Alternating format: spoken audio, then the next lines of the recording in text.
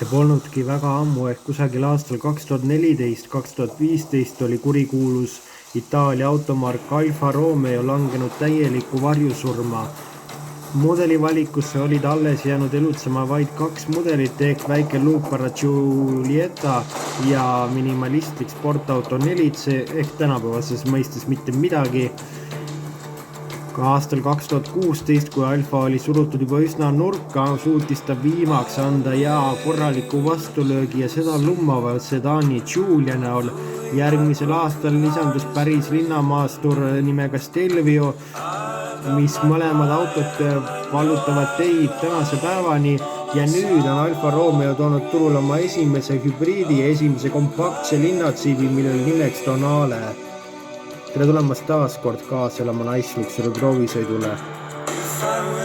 Tonale disain on väga äge, eest näeb ta välja justkui mingi eksootiline madu või sisalik, kes sind põrnitseks, ega tagaosa disain ei jää alla Alfa Romeo lummuvusele ja traditsionaalsusele. Ja tema disain on lausa nii lahe, et raskustes oleva autotootja Dodge on klooninud endale ühe eksemplari ja nimetanud selle Ameerika ja Kanada turul nimber Dodge Hornetiks. Tagaistujatel on jalaruumi ja pearuumi piisavalt, kuid 3 reisijat sinna ikkagi kardaani tunneli tõttu ei mahu sõitma. Pagasruumi mahub tal 500 liitrit, mis on täiesti konkurentsivõimeline nii Mersu GLA-ga kui ka BMW X1-ga. Küll aga Lexus NX-il on 20 liitri jagu rohkem pagasruumi mahtu ja sportlikust lisanduvad siis käiguvahetus labatroolil ja sõidurežiimide valik.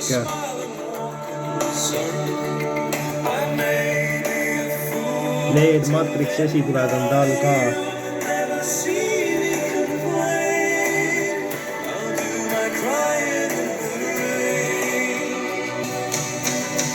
Interiooris on olemas 12,3-tolline näidikupaneel ja TFT ekraan, mis on väga hea graafikaga, kuigi Audi Virtual Cockpit on siiski lahedam ja sellised Alfa Romeo tikandid on seal olemas ja üleüldse näeb interiöör väga ilus välja, väga lummad ja väga kasutajasõbralik ja seda just tänu väga paljudele juhtnuppudele ja ka 10-toline multimeediasüsteem on seal olemas, mis on täiesti uus, põhineb ta Androidi lahendusel ja seal on olemas ka juhtmevaba Android auto ja Apple CarPlay ühendusvõimalused ja juhtmevaba telefoni laadija.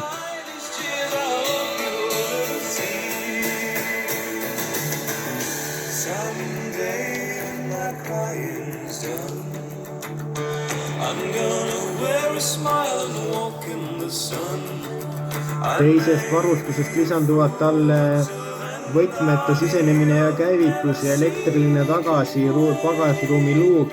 Mootorivalik on aga selline, mis meeldib väga inimestele, kes läheksid endale ostma uut Kia Ceedi või Škoda Octaviat, aga Alfa Romeo jaoks jääb siin nagu küll vajaka.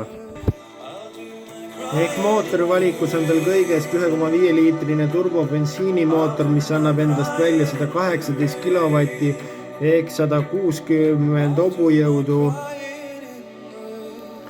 ja 6 liitrit võtab see 100-le ja on olemas tal ka veel 1,6 liitrine diiselmootor, millel kõigest 96 kilovatti ehk siis 130 hobujõudu 5 liitrit 100-le, aga kuhu jäävad need Alfale omased hobujõud ja võimekus? Ma ei tea kuhu ja see on tõepoolest natukene kurb, kuigi hinnad algavad tal kõigest 34 900 eurost. Ehk kuigi välimus on tal täiesti selline, et vajuta ja ma lendan, siis millegipärast gaasipedaalile vajutades mingid erilisi hobujõudusid seal välja ei paiska ja paraku on ta ka ainult esivioline ja need on tema suurimaks puuduseks. Aga inimestele, kelle jaoks on oluline eelkõige välimine ilu, ei pea tegema kindlasti Alfa Romeo Tonales pettuma ja leiate endale vägagi kena kaaslase paljudeks aastateks. Selline oli selle korda naisluksuri proovisõit, kohtumine iga nädala pärast senisega kohtumiseni ja liigelge ikka turvaliselt.